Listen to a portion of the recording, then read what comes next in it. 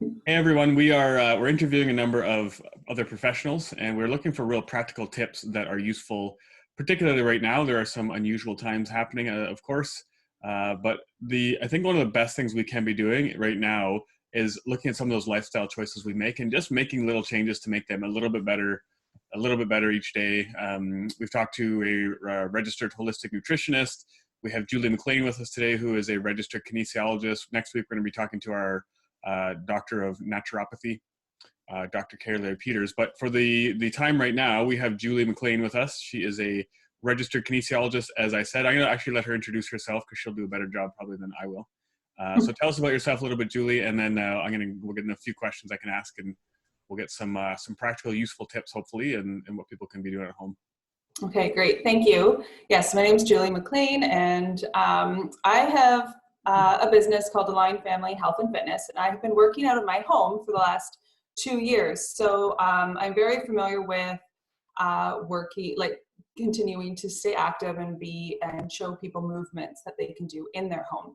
And so that is one thing that I'm really passionate about, is when I'm providing exercise programming for people, that they can do it with the equipment that they have at home. So we're all stuck at home right now. That's perfect timing then right now, Julie. Yeah. So yeah, it's great to be able to reach out to people and just explain some of the dangers too of staying in one spot for an extended period of time. So we may find ourselves right now sitting a lot, maybe even just like our work, if you're an office worker and you have a new workstation, and or you're trying to create a workstation at home, and so you've maybe set up your desk a certain way, and you're finding yourself sitting for more than 30 minutes at a time. And so today I thought it might be really beneficial to talk about the dangers of sitting for more than 30 minutes at a time. Can I interrupt you for 1 second, Julie? Yeah. There are some people probably who don't know exactly what a registered kinesiologist does, or what your expertise is. Can you tell us about that a little bit more first? Thank you. Yes. And so we study human movement. And so kinesiologists, well, anybody will know that studies the body. We specifically study the body in motion. So the body was designed to be in perpetual motion. And when it's stuck in one spot, it's not doing what it was designed to do. So there's a lot of negative health effects that happen when you don't move your body. And so that's basically what a kinesiologist does. We work in different fields. So some people work directly with a physiotherapist.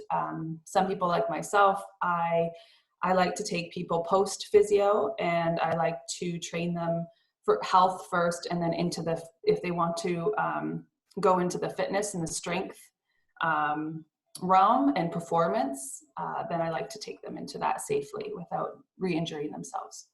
That's the big one, right? Of the lack of stability and mobility, and regular movements. So I checked someone earlier this week as an emergency, who, he made this small movement. He turned and he bent down to pick up, it was like I don't know, next to nothing, like a pencil or something.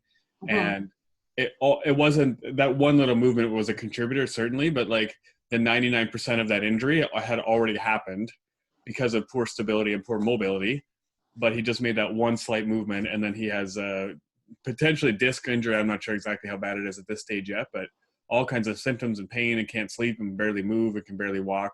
But the issues have been going on, and he realized that from months and years ago, and not just from that one little shift to pick up a pencil. So yeah, and a lot of people don't understand that sometimes when, like, our lifestyles have become sedentary, like just owning a vehicle, working as an office worker, just a lot of the conveniences that we have nowadays has actually made us not move our bodies as much as I would say driving too. People who are just driving, even for, you don't think, maybe you don't have a job where you're not sitting a whole lot per se, but like you're driving to work, or you're commuting, even 20 minutes, half an hour, double that. You've got an hour of your day where you're just sitting there, and there's some seat positions that are terrible and some that are a little bit better. But even that period of time, sitting for a whole period of time like that is certainly detrimental. And that causes a lot of muscle imbalances. Yep. And then what people don't quite understand either too sometimes, so we can't, I guess, how do I want to say this? So our bodies weren't designed to sit. Yeah. And so there's damage that happens. And so the spine compresses. There's actually studies that show how much that the most compression on the spine is when you're sitting. Absolutely. So when you're standing, there's less compression. When you're lying down flat on your back, there's the least amount of compression is when you're lying flat on your back. Yep. And so everything about health is trying to preserve your body. And so if you can make healthy choices and have healthy habits that preserve your body, we always talk about, like, everyone brushes their teeth regularly to preserve their teeth. Well, you need healthy movements built into your everyday, like, in order to prevent that pain, those muscle imbalances, and the onset of that, ooh, I moved the wrong way, boom. It's all caused from what has happened before, like that you maybe haven't been moving or our convenient lifestyle. And those are the two competing concepts for any field of health, right? It's the reactionary versus proactive. And I see people, and I'm sure you see people who are reactionary, who are, they've got this, like, again, this guy I talked about, he's got a major symptom. So it's a reactionary, do something to make the symptom go away or the pain go away or whatever the situation is. But we understand, and again, that can happen in dentistry. You mentioned the dental analogy of brushing your teeth. That happens too. But obviously, and we understand that for dentistry, I think they were just ahead of everybody else in their understanding of proactively doing that. But like, how many spines and how many knee joints and how many hips and shoulders and elbows do you get in your life? Like, you get what you get, right? And they can do surgery if it's terrible. Again, a reactionary if it's really painful or really damaged. But the way better option, obviously, is to look after those things proactively. Yeah. I'm glad we have reactionary care. I'm glad we have an emergency room and a hospital and all those things, but those don't produce health, but they can get you out of a crisis.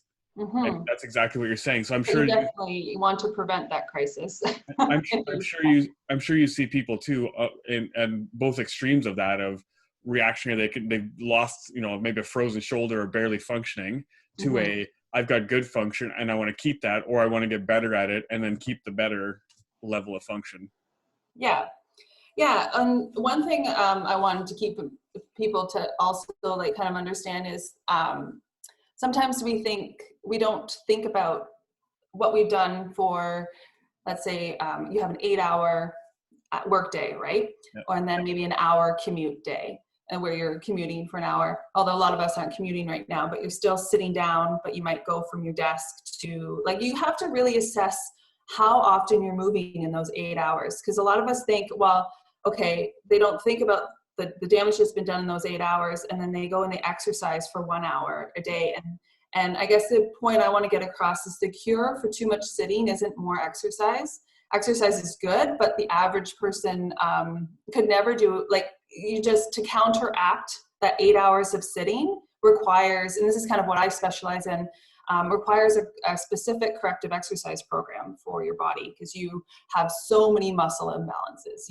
So if we just from sitting, like in this position, you get I see that one, yeah. something called upper cross syndrome, right? Where you get tight chest, short, tight chest, and you get long, tight upper back, right? And so just something as specific as just like when you're training people, you're working on stretching out the front and then strengthening the back, right? Julie, tell us what type of activity could cause someone to do that. Like, say they were using one of these things. There's my daughter right there. And actually a reminder for me to do a rotator cuff stretch video as my notification. So, but using one of these devices, what happens? Yeah, exactly. Well, we're always in that position. We're in that position when we're sitting in the car. We're in this position when we're looking at the phone. We're in this position when we're typing on the computer, and you see me typing. So yeah, I think would be really good would to be like one thing that if just look at your day, your 8-hour day, and just assess how often you're sitting. And one good positive thing that the cell phone can do is you can maybe set a timer every 30 minutes. Yep. And you want to start by preventing the damage, right? The damage of sitting. So if you, I find setting a timer every 30 minutes. And I've actually, something I didn't mention was that I do have a 10-year-old boy and a 5-year-old daughter and a 3-year-old son. And so my 10-year-old, who is trying to work from home, I've set up a desk for him. And I've just said, you know what? I don't want you sitting there for more than 20, 30 minutes. Yep. We set a timer, and then he has a movement break. And that movement break, it can be as short as 5 minutes, although longer is always better. But if you just the bare minimum, a 5-minute movement break where you put yourself in a different position. Yep. So get outside, go for a walk around the block, and then come back and do your work. But even further beyond that, try to experiment, because you are working from home. Try to experiment with different positionings, putting your desk and sitting in different ways. Like try lying flat on the floor. With the laptops are great because you get to move them around. So put them on the floor and try to do something like that. Or if you can if you're listening and you can do an auditory thing, lie flat on your back, put headphones on, and just try to listen to it that way. If like you want to experiment with moving your body in a different way. I thought I would show one example of a workstation. I'll lower this a little bit so you can see me down a little bit lower. So you want to look around your house. I just happen to have a Bosu, but you could use a stool. Like I have a kid's stool as well. But if you put your laptop, can you see me okay there? Oh yeah, that's good. If you put your laptop on here, it's slightly different. Like you can open up you just open up your hips and you can work from here. Slightly different position. Uh-huh. And obviously standing is a good option if you have a standing up desk. I think getting locked into the idea that like I have to sit on this chair at this desk, because I don't love laptops because you kind of get like sucked in because there's so much it's all in a pretty small space, which is great for convenience, as you're saying. Mm-hmm. But the concept of like look around and see what you have and just be in a different position somewhere different. There are better ones than others probably, but just something different than you park your behind on the chair, you work at your computer or your kitchen table or your desk or whatever you have. Mm-hmm. Something different, even standing, because you can probably get your computer up on something higher, put it on a box or something and stand for a little bit of that time, even if it's not a proper standing desk. It's a standing you're making a standing desk with something propped up like that. Definitely. So exactly. Like I just use books to use textbooks to prop your laptop up a little bit higher, and go to the kitchen table, counter, and there are some movement things you want to try to do if you're like, because people can get tired standing as well, right? Do you have a couple you can show us, Julie? Yeah, and I'm hoping I can. Here, I'm just gonna move you. Yep. And just let me know if you can't see me. But is this on your laptop? Because that's pretty convenient. Right? Okay. So see if you can see. There's just my massage table, but we'll pretend it's a counter or anything. And one thing something a lot of people don't know, like this hip hinge here. My knees are slightly bent. Can you see my knees? No. Tip your screen down a little. Oh yeah, that's okay. Yeah, that's. If you go farther, that we can see you then. I do want you to see my knees. Yeah. So a lot of people have low back pain, right? And yes, they do. the reason why people have low back pain is when they bend over, or even if they're doing a stand-up desk, they have a rounded low back, right? Yep. And so, and they have tight hips. But if you can find a position, and this might be too low for some people who are really tight, but like here's my rounded back. I don't know if you can see that. Yes. And then just by pushing the butt up, and you can see how I'm getting a little bit of a concave position. So just having just trying to get into neutral spine in different positions is the key. And so a lot of people don't know what neutral spine is or what it looks like, but a really easy test is you take a wall, and I'll use my dowel for now. So here's my dowel. Yep. And I have too much of a curvature here because I can stick my whole hand back here. So anybody postnatal usually has like an excessive curvature here. Yep. But nice, like a good curvature would be if you can just maybe get your knuckles in, right? So in any position, or you can take your broomstick, like a broomstick, and just check, be aware of what, like being in different positions and putting yourself in neutral spine.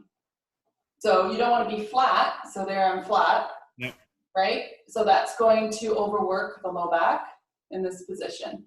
So you're going to want to, so experiment. You have to, look, so a lot of what I do is I show people how to maintain a neutral spine in different positions, whether you're lying on the floor, standing up, bent over, sitting, yep. Right? So, but that's, a lot of people get tired and aren't comfortable in these different positions because they don't know how to find neutral spine. Yep. So, but yeah, this is a way you can do, like, again, you should be able to, most people are tight in the calves.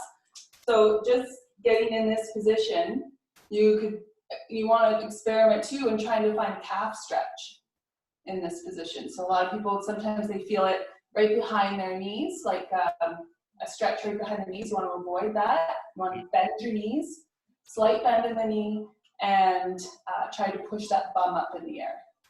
Okay. I see a lot of this. I see this is, I call this my coffee stretch in the morning. So if you have your coffee cup and you put your arm on the counter because you're bent over. Yep. Then you should check. You'd be like, most people, I guarantee you, are either rounded like this when they do that position. And so you just want to get that stretch. Ideally, the stretch starts in the calves, then it goes up to the hamstrings, and then it gets to the hips.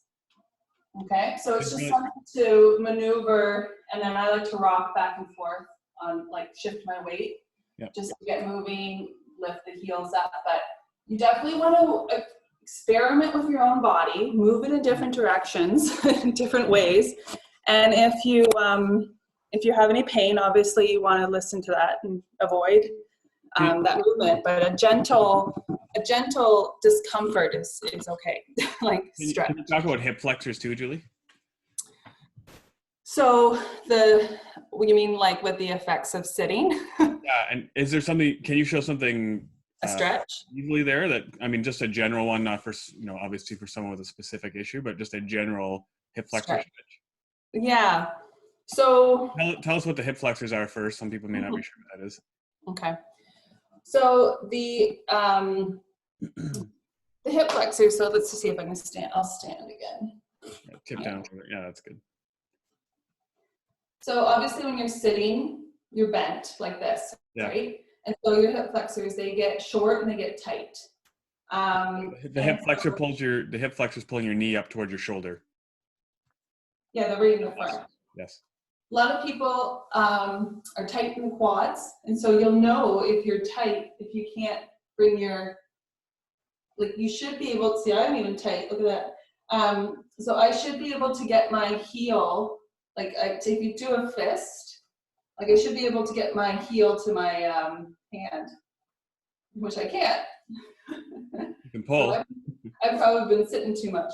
So a basic one, if you want to hold on to something, and a basic one is trying to grab that. But again, you have to, and you don't want to crank back this way. What you're doing is you're trying to stand up nice and tall, and you're trying to push your hip forward. So it's coming from the hip. You're more pushing forward with your hip versus pulling on your foot. Right. You don't want to feel the stretch near your knee. A lot of people sometimes feel this stretch really close to the top of their knee. And that's a result of that. That's a result of that foot pulling, right? More so than. Yes.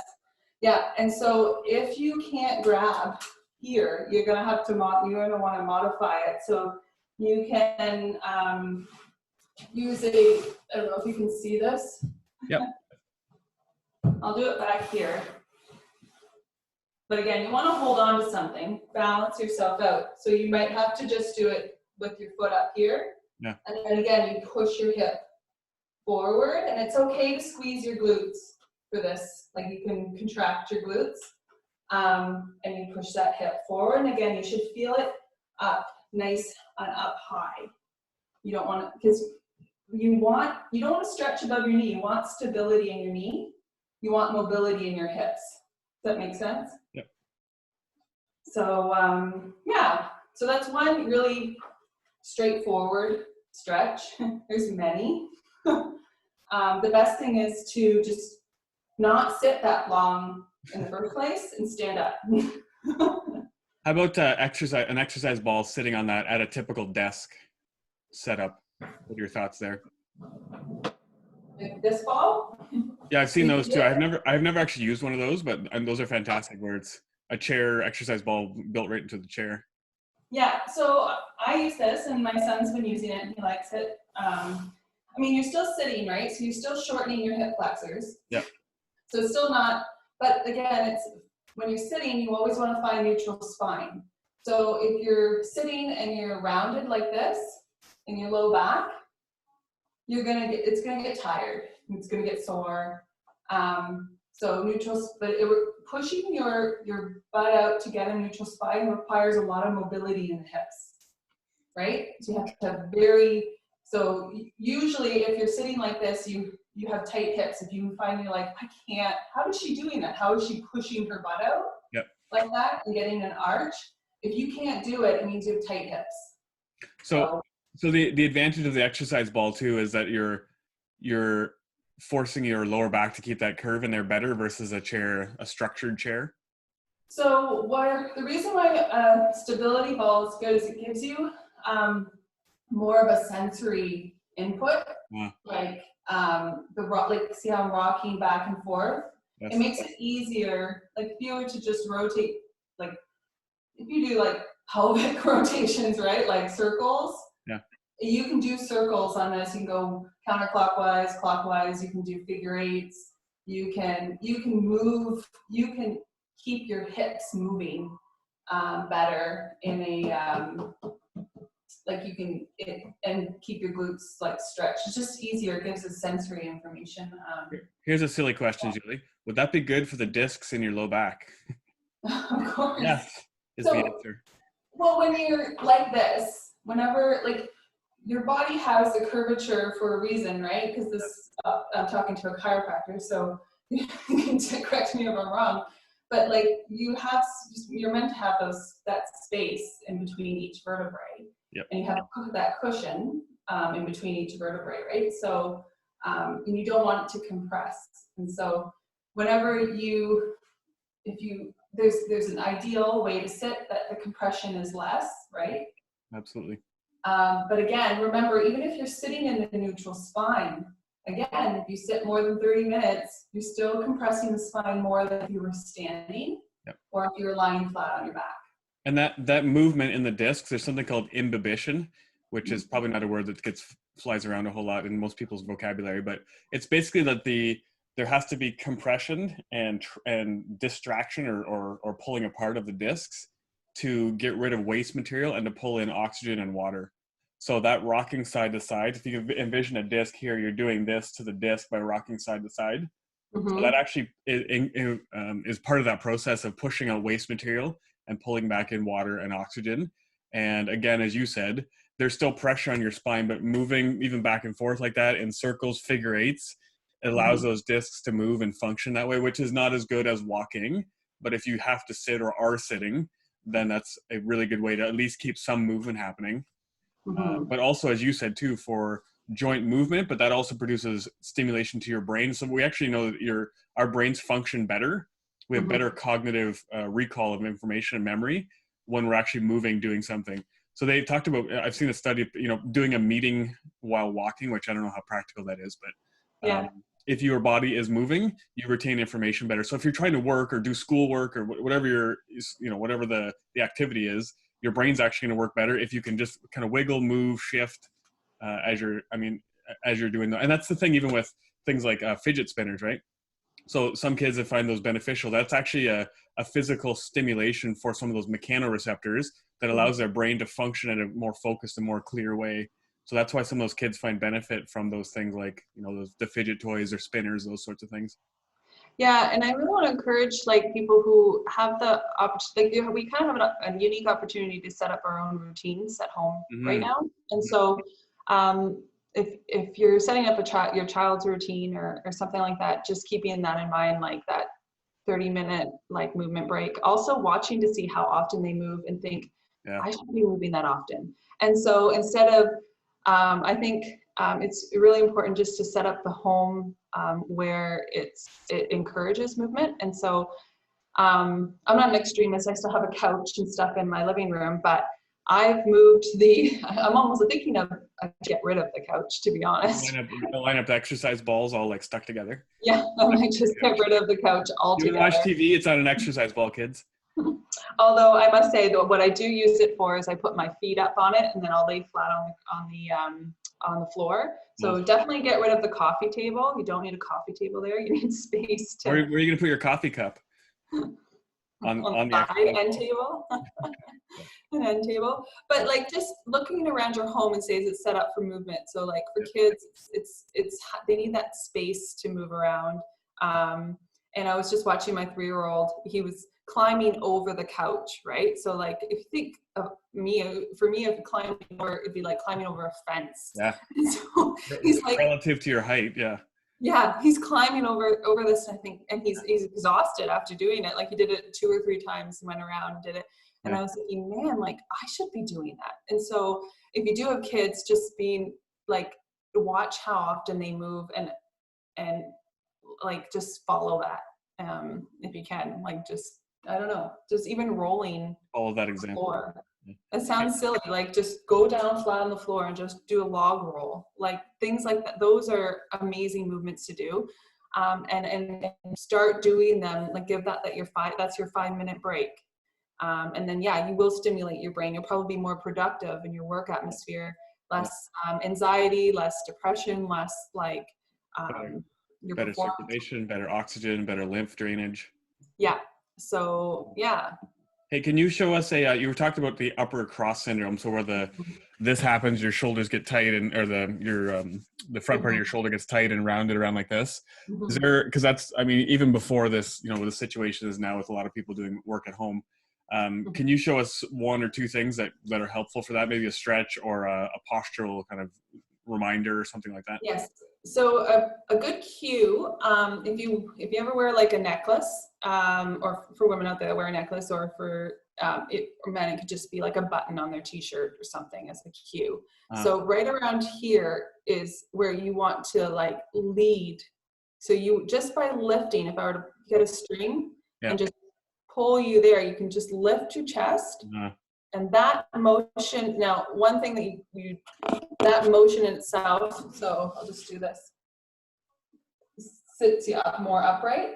But one thing, I give people that cue, and then sometimes what happens when I give them that cue is the rib cage comes up with it. So the rib cage comes through. And what happens when that happens is you get a huge arch in the low back, and then you overarch. Because you're compensating down in your lumbar spine versus mid back. So, sorry, say it again. So they're trying to make up that movement in their lower back versus in their mid back or shoulder area. Yes. So it's a very small, subtle movement, and you don't want to lose your core. So you want to keep your rib cage down. So it just looks like, I don't know if you can see it. So up, rib cage, down, crunch. And where you should feel tired is your core. So anytime you can reposition your body and you feel tired in the core, it's a good thing. That's the beauty of the instability of the exercise ball too, right? And even with sideways movements, that's causing more core. And those really small muscles are on your lower back that are actually designed to measure movement. They don't even function as far as like muscles pulling bones together. Their job is just to measure movement and send information to your brain. Those ones get stimulated that way too. Is there a stretch you can show us, Julie? Something that works well for that upper cross syndrome too? So one thing I like to do when you do find yourself sitting in a chair for extended period of time, I'll try to do it on this one. It has a short, you're gonna want to have something up here that's maybe a little bit higher normally, like right in between the shoulder blades. Uh-huh. But I have, and make sure it's stable, like you're not gonna fall backwards on your chair. So before you do this, don't, like, make sure you have a stable chair. But just leaning back here, but again, keeping the rib cage down. And if you work on continually trying to keep that rib cage down, just that little bit of counter pressure on the mid-back, and then open up the elbows. And what you should do is Okay, I got to do it too. I was just going to watch. I'm going to do it now. Yeah. Well, you should feel a stretch right across the chest. Yeah. But again, keep your rib cage down, right? Pull your rib cage down. More. Sternum to belly button. Sternum. Oh, yeah. Okay. So So you want to. You can't quite see it. I should be sideways, but. Yeah. And so.